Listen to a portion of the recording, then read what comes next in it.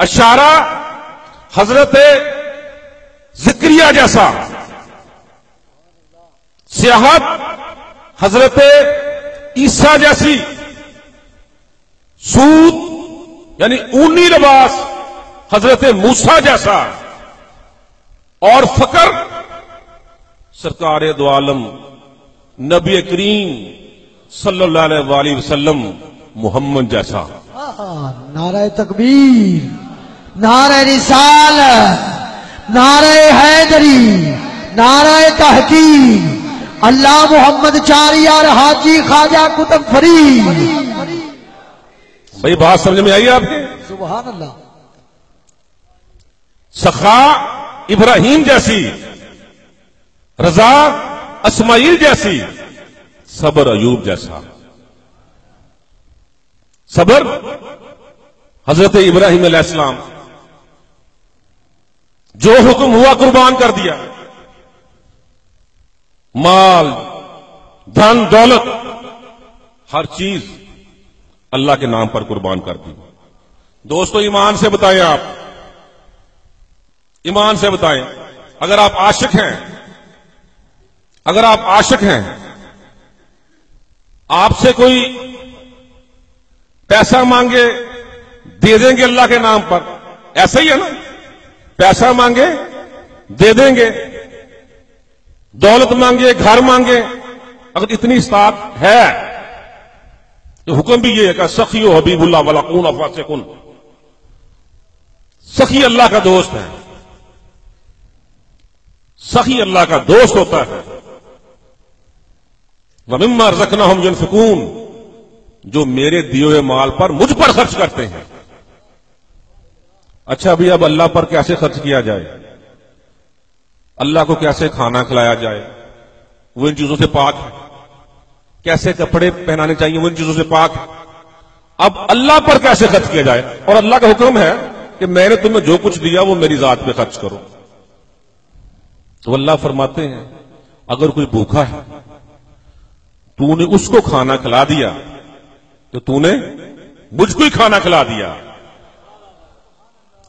اگر کوئی حاجت مند ہے اس کی حاجت پوری کر دی تو تم نے میری کر دی۔ گویا اللہ کے بندوں پہ خرچ کرنا اللہ پر خرچ کرنا ہے، اللہ کے بندوں پہ خرچ کرنا اللہ پر خرچ کرنا ہے۔ لیکن پیسہ خرچ کر سکتے ہیں ہم، روپیہ پیسہ خرچ کر سکتے ہیں۔ ایمان سے بتائیں اگر ہمیں کوئی یہ کہے کہ اپنا بیٹا اللہ کی راہ میں قربان کر دو، بھئی کوئی کر سکتا ہے؟ نہیں کر سکتا۔ یہ سخا، یہ سخاوت، لازوال سخاوت، یہ حضرت ابراہیم علیہ السلام کی شان شان ہے کہ وہ بیٹا جو ہمیشہ سے دور رہا، ہمیشہ سے دور رہا، کیسے پلا بڑا، جوان ہوا۔ جب جوان ہوا تو خواب میں اللہ نے حکم دیا کہ اے ابراہیم اپنے بیٹے کو اللہ کی راہ پر قربان کر دو، اللہ کی راہ پر قربان کر دو۔ اور آپ حضرت اسماعیل علیہ السلام کے پاس جاتے ہیں کہ اللہ کا یہ حکم ہے،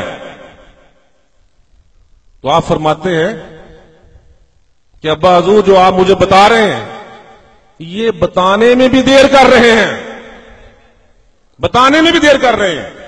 اگر کوئی اور ہوتا وہاں پر تو وہ یہ کہہ سکتا تھا، یہ کہہ سکتا تھا کہ ابا حضور اسلام میں انسان کی قربانی جائز نہیں ہے، اسلام میں انسان کی قربانی جائز نہیں ہے، آپ نے خواب ہی دیکھا ہے، شاید اس کی تعبیر الٹ نہ ہو،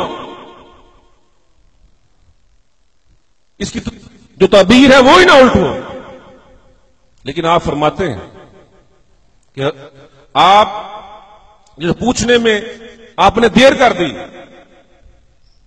آپ اللہ کا حکم مانیں اور مجھے صبر کرنے والوں میں پائے۔ یہاں پر ایک بات اور بتا دوں،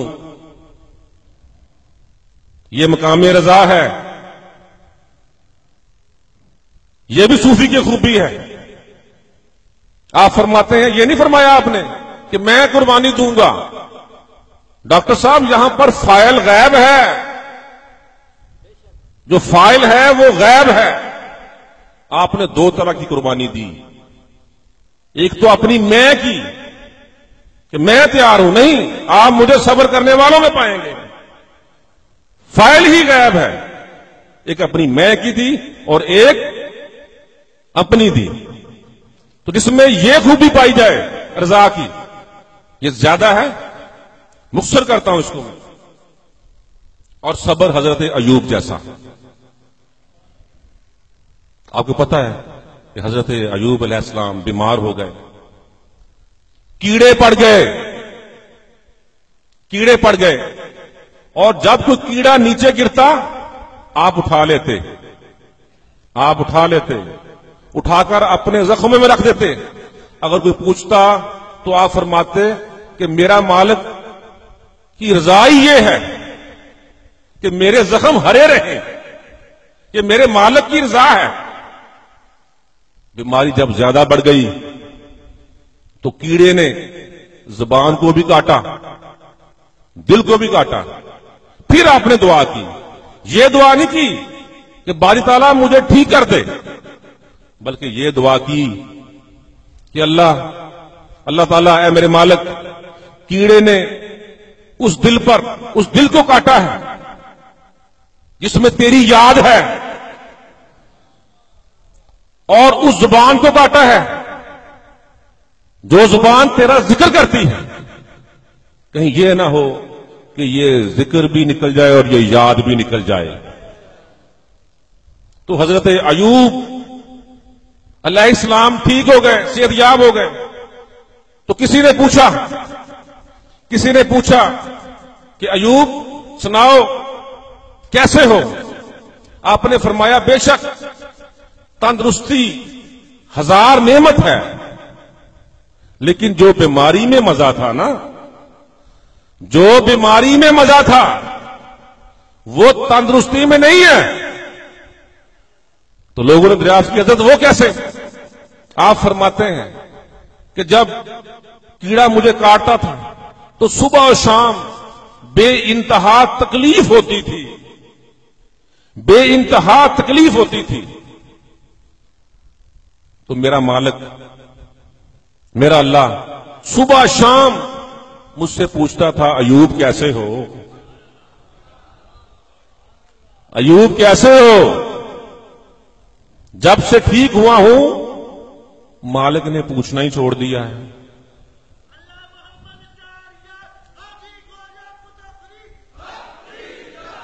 مالک نے پوچھنا ہی چھوڑ دیا ہے.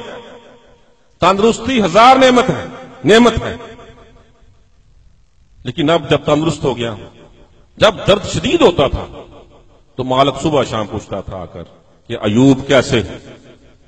دوستو، جس شخصیت میں، اگر میں اس کو کیٹاگوریکلی تو ٹائم بہت ہو جائے گا، مختصر کرتا ہوں کہ اگر آپ نے یہ 8 چیزیں کسی میں دیکھنی ہے یا آپ کو جاننی ہے تو 2 چیزوں پہ نظر رکھیے گا. 2 چیزوں پہ آپ نے نظر رکھنی ہے، پھر آپ کو پتہ چل جائے گا کہ صوفی کون ہے. 2 چیزوں پر نظر رکھنی ہے. یہ 8 چیزوں کا مجموعہ یہ 2 چیزیں ہیں کہ وہ بندہ اللہ سے دوستی کرے،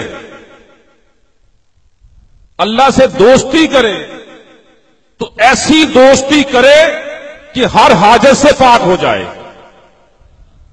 چاہے حاجت اس دنیا کی ہو یا اس دنیا کی ہو. اللہ پوچھے جنت چاہیے؟ نہیں مالک. حوریں؟ نہیں مالک. دولت؟ نہیں مالک. کیا چاہیے؟ تیری رضا چاہتا ہوں، تیری رضا چاہتا ہوں. حضرت نظام الدین اولیاء محبوب اللہ زری زر بخش رحمت اللہ علیہ تعالی، آپ پوچھتے ہیں حضرت امیر خسرو سے کہ تو میرے لیے کیا چھوڑ سکتا ہے؟ آپ فرماتے ہیں حضور آپ حکم فرمائیں، آپ حکم فرمائیں. تو حضرت شیخ نظام الدین اولیاء فرماتے ہیں خسرو تو میرے لیے دین اور دنیا، بہت بڑی بات ہے، دنیا چھوڑتا ہے انسان دین کے لیے، تو اگر مالک یہ کہہ دے کہ تو میرے لیے دین اور دنیا دونوں چھوڑ سکتا ہے، تو کیا حال ہوگا اس آدمی کا؟ تو جو عاشق ہوتے ہیں، جن کو کوئی غرض نہیں ہوتی، جن کو کوئی حاجت نہیں ہوتی، پھر وہ اس طریقے سے جواب دیتے ہیں کہ قیمت خود، حضرت امیر خسرو فرماتے ہیں کہ قیمت خود ہر دو جہاں گفتائی، قیمت خود ہر دو جہاں گفتائی، نرخ بالا کن کے ارزامی ہنوز، اپنی قیمت اے نظام الدین اولیاء صرف دو جہاں لگائی، قیمت بڑھاؤ، یہ تو بہت سستا سودا ہے۔ اور وہ اس طریقے سے اللہ سے محبت کرے کہ اپنی محبتوں کو ہر طرح کی ملاوٹ سے پاک کر لے، اپنی محبتوں کو ہر طرح کی ملاوٹ سے پاک کر لے، وہ صافی ہوتا ہے، یعنی دنیا چھوڑ کر اللہ کے ساتھ دوستی لگا لے، اسے صوفی کہتے ہیں۔ یہ کشف و کرامات ہونا، یہ کشف کرنا، کرامت کھانا کہ جاؤ یہ کام ہو جائے گا، جاؤ وہ کام ہو جائے گا، اگر ہو جائے اسے صوفی نہیں کہتے۔ کشف و کرامات صوفی کی دلیل نہیں ہے، بلکہ صوفی کی دلیل ولایت ہے، دوستی ہے، محبت ہے۔ حضرت داتا علی اجمیری فرماتے ہیں یہ جو کشف و کرامات ہے یہ صوفی کی دلیل نہیں ہے، بلکہ کشف و کرامات تو خیرات ہے جو یار یار کو دے دیتا ہے۔ کشف و کرامات صوفی کی دلیل نہیں ہے۔ آپ نمازیں پڑھیں، روزے رکھیں، زکوٰۃ صدقات و خیرات عبادت کریں، آپ جنتی تو ہو سکتے ہیں، جنتی تو ہو سکتے ہیں، پر صوفی نہیں ہو سکتے۔ صوفی وہی ہو سکتا ہے، صوفی وہی ہو سکتا ہے جس میں یہ 8 چیزیں پائی جائیں، سخاوت ابراہیم علیہ السلام جیسی، رضا حضرت اسماعیل علیہ السلام جیسی، صبر حضرت ایوب جیسا، جن میں یہ تمام چیزیں پائی جائیں اسے صوفی کہتے ہیں۔ اور آج آپ ایک صوفی کے، بلکہ صوفی گر کہتے ہیں جس نے صوفی پیدا کیے ہیں، آپ آج صوفی گر کے جشن پر آئے ہوئے ہیں۔ یہ جو فرید ہیں انہوں نے ہزاروں لاکھوں صوفی پیدا کیے ہیں، ان کی بارگاہوں کے نیچے لاکھوں صوفی ہیں، یہ صوفی گر ہیں، آپ صوفی گر کے عرس پر آئے ہوئے ہیں۔ دعا کرتا ہوں کہ اللہ تعالیٰ آپ کا یہاں پر آنا، اتنے محبت و پیار خشوع سے بیٹھنا اللہ تعالیٰ اپنی بارگاہ میں مقبول و منظور فرمائے۔ خواجہ ارشد فرید چشتی صاحب کا، جنہوں نے بڑے مفصل انداز میں پیار اور محبت بھری زبان میں ہمیں سمجھایا، تو اس وقت جہاں سے سلسلہ ٹوٹا تھا وہیں سے میں شروع کروں گا۔ میں اس سے قبل کہ اگلے دوستوں کو ایوارڈ دیا جائے، میں چاہوں گا کہ ایک دفعہ حضرت خواجہ پیر ارشد فرید چشتی صاحب تشریف لائے، اور ایک خاص طور پر ہمارے ایک اہم اعلان جو ہے اس کے ساتھ ہی کہ ہمارے جناب پیر سید عبد علی شاہ صاحب بخاری ہماری جمعیت علماء پاکستان کے مرکزی فنانس سیکرٹری ہیں، اور اس کے ساتھ ساتھ روحانیت کے ساتھ ان کا ایک بہت بڑا واسطہ ہے۔